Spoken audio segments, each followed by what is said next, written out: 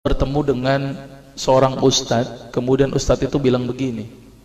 Ini latar belakang saya kenapa saya belajar pengobatan Nabi. Ustadz itu bertanya kepada saya begini, "Dok, antum yakin gak sih dok kalau antum masuk surga?" Kira-kira kalau ditanya seperti itu, Bapak jawabnya gimana Pak? Yakin gak sih Pak masuk surga? Insya Allah pasti ya. Saya jawabnya pada waktu itu apa? Yakin Ustaz, saya masuk surga karena Allah menurut prasangka hambanya. Tapi Ustaz itu bilangnya lain. Kayaknya antum masuk neraka deh. Waduh, Masya Allah kok bisa bilang begini Ustaz? Dari mana antum berpatokan anak masuk neraka? Tapi Ustaz itu cukup cerdas. Dia memberikan data-datanya ke saya. Maka saya bersyukur kepada Ustaz tersebut ya. Dia ambil pada waktu itu, mohon maaf ya, saya menyebut merek, mohon maaf. Diambil obat, ya dok. Saya nyebut merek, mohon maaf ya, Lovenox. Obat apa itu? Obat yang dipakai untuk mengencerkan darah. Biasanya diberikan pada penderita penyakit jantung, stroke dan gangguan bekuan darah. Lovenox. Di situ tertuliskan kata apa? Porsin origin. Ada yang tahu porsin? Ada yang tahu? Nggak ada yang tahu. Berarti kalau dokter ngeresepin obat apa ya ditelan semuanya nih. Masya Allah. Porsin itu isinya Pak, babi Pak. Malah di boxnya tertulis kata-kata benar-benar bersumber dari babi. Saya bilang, waduh, berarti dok kalau antum ngeresepin porsin satu pasien, antum telan itu obatnya, kira-kira ibadah orang tersebut diterima nggak sama Allah? Diterima atau tidak? Tidak akan diterima dok. Siapa yang dipersalahkan nanti? Antum yang menuliskan resep. Satu. Diambil lagi obat yang kedua. Saya cerita latar belakang dulu ya sebelum saya terapi senyum. Diambil obat yang kedua. Pada waktu itu diambil apa? Atrapid.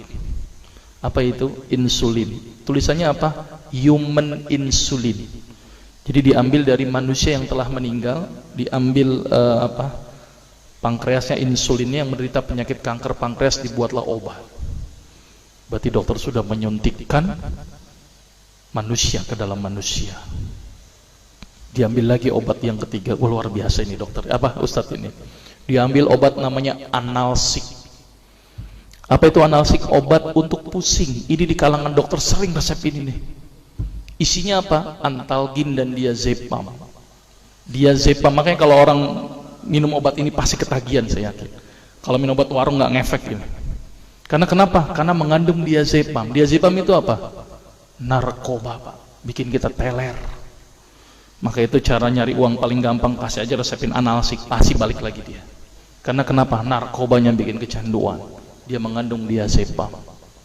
Diazepam fatwa ulama bagaimana? Haram. Diambil lagi obat batuk, kodein. Maka itu kita minum obat batuk langsung hilang batuknya karena kodein. Kodein ini ternyata derivat dari narkoba. Berarti dokter sudah ngeresepin narkoba. Diambil semua obat sirup di depan saya, lihat dok, lihat semuanya. Ada nggak yang tidak mengandung alkohol? Semuanya mengandung alkohol.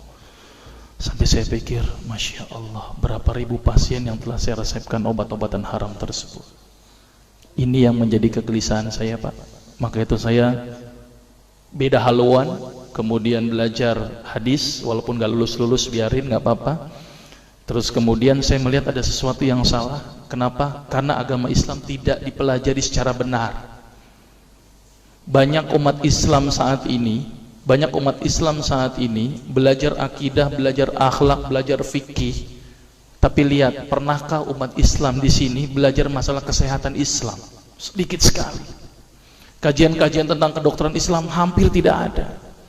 Makanya tidak heran sekarang umat Islam yang notabene hebat menurut saya katanya, tapi ternyata banyak yang sakit karena dilupakan aspek ini. Mudah-mudahan ini menjadi awalan kita untuk mengkaji, karena kajian ini rutin Pak.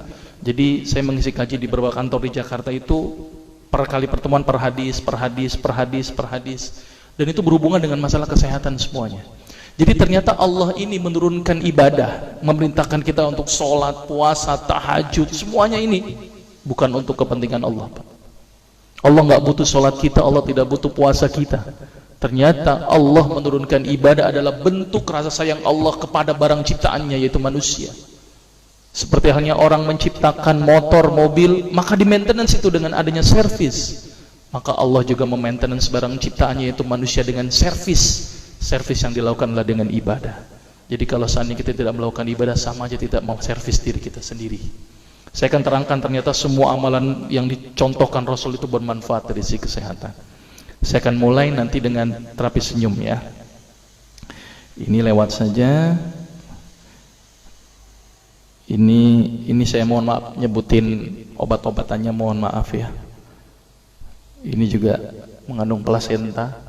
Plasenta itu ari-ari ya. Jadi di luar negeri itu ari-ari dipakai obat, Pak. Kalau di Indonesia diapain, Pak? Dikubur, kadang-kadang pakai apa? Kaca, pulpen, buku, kadang-kadang pakai kurungan ayam. Kreatif, tapi kreatif nggak benar. Gitu ya. Di sana ini obat Lovenox namanya ya. Jadi bersumber babi. Ini yang mengandung narkoba. Wah, dulu tuh saya kalau jadi dokter gila-gilaan pengasih narkoba, Pak. Setiap ibu hamil, setiap ibu datang dengan bawa anak kecil, itu anak kecil Pak saya kasih narkoba, Pak. Kenapa? Karena ibu-ibu paling seneng kalau anaknya datang terus kemudian tidur pules. Wah, seneng banget tuh ibu-ibu. Apalagi obatnya yang tokcer, paling seneng itu orang. Maka itu saya kalau ngasih obat antibiotik dulu nggak namanya amoksisilin, ampicillin, nggak level buat saya. Apa yang saya kasih? Cefalosporin. Obat turun demam aja nggak ngefek nih, saya cuma 500 mg, Pak, 650. Dan selalu anak kecil datang kan alasannya takut kejang. Selalu saya tambahkan apa ini, Pak? Luminal. Saya dulu bandar narkoba, Pak, tapi legal, resep. Makanya itu saya banyak dosa ini. Mudah-mudahan ini bisa menembus dosa saya nanti di akhirat. Ya, ini insulin ya.